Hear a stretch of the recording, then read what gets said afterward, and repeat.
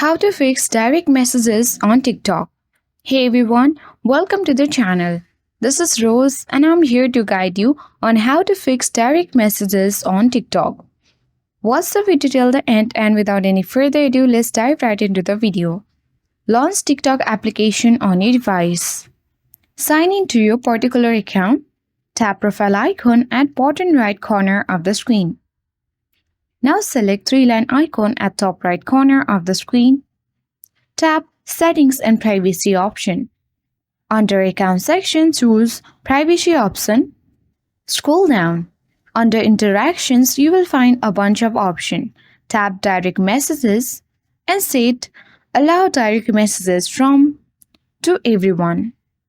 Now everyone can send you direct messages on TikTok and your direct messages on TikTok issue will be fixed. If your issue has not been yet fixed, update your TikTok application and once restart your device.